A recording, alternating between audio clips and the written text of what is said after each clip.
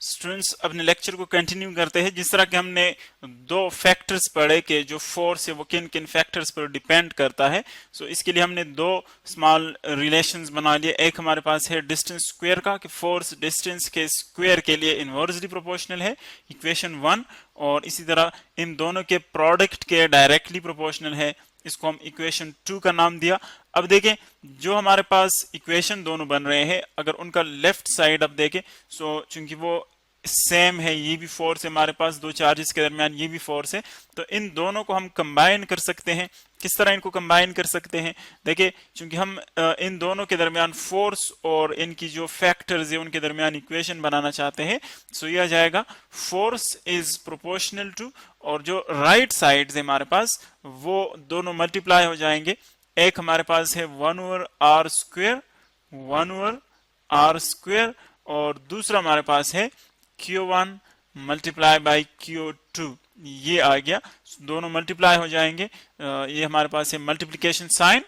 अब इन दोनों को जब हम मल्टीप्लाई करते हैं, सो देखिए हमारे पास आता है force F is proportional to Q1 Q2 divided by r²। अब ये जो साइन है इसको हम क्या कहते हैं? Sign of proportionality. साइन चूंकि प्रोपोर्शन को शो कर रहा है, इसको हम कहते हैं sign of proportionality. Sign of proportionality. जब हम साइन ऑफ प्रोपोर्शनैलिटी को रिमूव करते हैं, तो हम ये 9th और 10th करिकुलम में भी पढ़ चुके हैं कि हमारे पास क्या आता है, प्रोपोर्शनैलिटी रिमूव करने से हमारे पास दो चीजें आती है। एक आती है इक्वेलिटी का साइन, इक्वेलिटी, और दूसरा हमारे पास आता है कांस्टेंट, इक्वेलिटी और कांस्टेंट। यानी अगर यहां पर हम प्रोपोर्शनैलिटी का साइन रिमूव कर ले, सो हमारे पास एक आ जाएगा इक्वेलिटी का साइन और दूसरा हमारे पास आ जाएगा कांस्टेंट। तो इसको हम किस तरह रिप्रेजेंट करें? यहां पर इक्वेशन को देखें, यह आ जाएगा f, इसको जब हम रिमूव करेंगे सो एक इक्वेलिटी का साइन आएगा, इक्वेलिटी, इस साइन को हम रिमूव कर रहे हैं, सो एक इक्वेलिटी का साइन, और दूसरा आ जाएगा यहां पर कांस्टेंट, कांस्टेंट आ जाएगा, ये आ गया कांस्टेंट हम लिख रहे हैं। अब जो बाकी क्वांटिटीज है वो अपनी जगह पर सेम रहेगी, Q1 Q2 divided by r²। चूंकि जो कांस्टेंट है हमारे पास वो हर एक इक्वेशन में डिफरेंट होता है। यहां पर जो कांस्टेंट है इसको हम कूलम कांस्टेंट भी कहते हैं, वो है हमारे पास K, इसको हम यहां पर रिप्लेस कर लेते हैं, सो आ जाएगा F is equal to K, coulomb constant इसको हम कहते हैं, और बाकी आ जाएगा Q1 Q2 divided by r²। ये एक फंडामेंटल इक्वेशन है हमारे पास जिसको हम कूलम्स लॉ कहते हैं।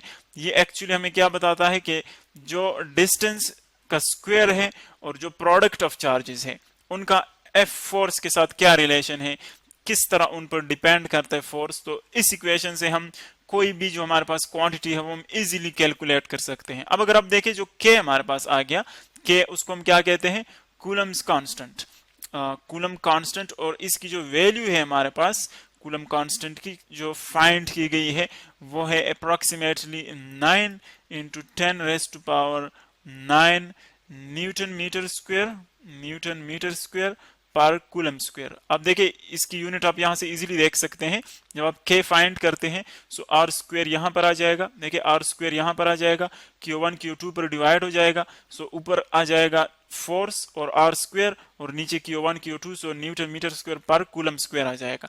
इसका जो एक इक्विवेलेंट हमारे पास एक और फॉर्म है K का, वो हम लास्ट जो हमारे पास गसीज लॉ है वहां पर हम इसको डिराइव करेंगे, लेकिन उसका जो इक्विवेलेंट फॉर्म है हमारे पास वो है 1/4πε0, 1/4πε0। ये एक्चुअली फॉर कन्वीनियंस जो हमारे पास इसकी डायमेंशंस होती है, जो उसका शेप होता है, उसके लिए भी हम इसको रिप्लेस कर सकते हैं। यानी एक्चुअली जो K है और 1/4πε0 ये एक ही चीज है, हम इन दोनों को आपस में रिप्लेस कर सकते हैं। इसकी जो वैल्यू है हमारे पास और इसकी वैल्यू वो एक ही है। तो इसका मतलब ये है कि यहां पर हमें कंफ्यूज नहीं होना चाहिए कि K को हम 1/4πε0 क्यों कहते हैं। देखिए इजीली अगर आप देखें, अगर मैं कहूं फॉर एग्जांपल हमारे पास है 5, लेट्स सपोज 5, और दूसरा एक टर्म है मेरे पास 10 डिवाइडेड बाई 2, तो दोनों जो है वो एक्चुअली 5 के इक्वल है। ये हमारे पास है 5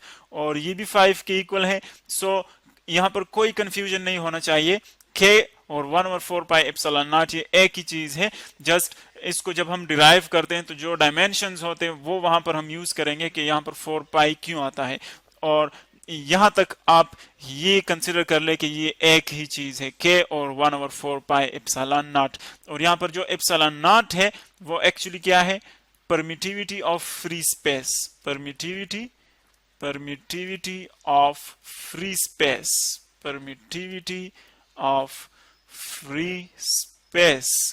परमिटिविटी ऑफ फ्री स्पेस का मतलब ये है कि अगर ये दो चार्जेस हमारे पास स्पेस में रखे हुए हैं तो उनके दरमियान देखें कोई मीडियम नहीं होगा तो कितने नंबर ऑफ लाइंस जो है वो एक दूसरे तक पहुंच सकते हैं। यानी फॉर एग्जांपल ये एक चार्ज है फॉर एग्जांपल प्लस, ये दूसरा चार्ज है प्लस, दोनों पॉजिटिव चार्जेस हैं। सो अगर दरमियान में कोई मीडियम नहीं है सो सारे लाइंस जो है वो यहाँ से पास होंगे। देखिए यहाँ पर फॉर एग्जांपल ये एक फील्ड लाइन है, ये एक फील्ड लाइन हम नेक्स्ट लेक्चर्स में देखेंगे कि फील्ड लाइंस क्या है। यहाँ पर जस्ट हम इसको शो करते हैं कि जो फील्ड होते हैं चार्जेस के उनको हम फील्ड लाइन से शो करते हैं। फील्ड लाइन एक्चुअली वो डायरेक्शन होता है जिस पर कोई चार्ज मूव करता है, यानी अगर हम कोई दूसरा चार्ज यहाँ पर रखें तो वो इस पाथ पर मूव करेगा और उसको हम रिप्रेजेंट करते हैं फील्ड लाइन से। सो यहाँ पर आप देखें जो फील्ड लाइन है अगर दरमियान में कोई मीडियम नहीं है तो सारे के सारे फील्ड लाइन जो है वो पास होंगे, इस रीजन से पास होंगे। यानी ये जो रीजन है फॉर एग्जांपल इससे सारे लाइंस पास होंगे, दरमियान में इसके लिए कोई ऑब्स्टेकल नहीं है, कोई रेजिस्टेंस नहीं है। लेकिन अगर मैं फॉर एग्जांपल इनके दरमियान कोई मीडियम रखूं, फॉर एग्जांपल ये वही दो चार्जेस है, एक ये चार्ज और एक मेरे पास ये चार्ज है, दो चार्जेस हैं। अगर इन दोनों के दरमियान में कोई मीडियम रखूं, कोई इंसुलेटर रखूं दरमियान में, फॉर एग्जांपल ये एक इंसुलेटर है जिसमें चार्जेस मूव नहीं कर सकते। सो देखिए अब जो लाइंस यहाँ से आएगी चार्ज से और इस इंसुलेटर से स्ट्राइक करेगी तो सारी की सारी लाइन पास नहीं होगी, बल्कि कुछ लाइन जो है वो कैंसिल हो जाएगी। इस इंसुलेटर में अपना एक फील्ड प्रोड्यूस होगा, उसकी वजह से कैंसिल हो जाएगी। सो जो फील्ड इससे पास होगा वो वीकर होगा। इसी तरह इस साइड से जो इफेक्ट होगा वो भी कुछ कैंसिल हो जाएगा, तो यहाँ पर जो फील्ड पास होगा वो भी वीकर होगा। तो इसका मतलब ये है कि जब फ्री स्पेस हो, चार्जेस के दरमियान कुछ भी ना हो, तो फोर्स क्या होता है, दोनों के दरमियान मैक्सिमम होता है। क्योंकि वहां पर कोई जो है फील्ड लाइन वो कैंसिल नहीं होती, सारी की सारी फील्ड लाइंस पास होती है। सो यहाँ पर मैक्सिमम फोर्स एक दूसरे के ऊपर वो एग्जर्ट करते हैं। लेकिन जब दरमियान में मीडियम आ जाती है तो फिर जो फोर्स होता है वो क्या हो जाता है, रिड्यूस हो जाता है। यानी स्पेस से अगर दरमियान में स्पेस हो तो उस स्पेस की वैल्यू से इसका जो फोर्स है वो क्या हो जाता है, रिड्यूस्ड हो जाता है, कि कुछ जो इसकी वैल्यू है वो क्या होती है, वो कैंसिल हो जाती है। तो इसका मतलब ये हुआ कि परमिटिविटी ऑफ फ्री स्पेस का मतलब यह है कि फ्री स्पेस कितनी फील्ड को परमिट करता है, कितनी फील्ड को इजाजत देता है कि वो वहां से पास हो सके। इसी तरह ये जो हमारे पास फ्री जो मीडियम है वो सारे लाइंस को पास नहीं करने देता, तो इसीलिए यहां पर फिर जो वैल्यू होगी इसको हम क्या कहेंगे, रिलेटिव परमिटिविटी। रिलेटिव परमिटिविटी का मतलब क्या है, जो मीडियम की परमिटिविटी होती है, फॉर एग्जांपल देखिए स्पेस की परमिटिविटी हमारे पास क्या है, इप्सिलॉन नॉट से उसको हम रिप्रेजेंट करते हैं, ये हमारे पास है इप्सिलॉन नॉट।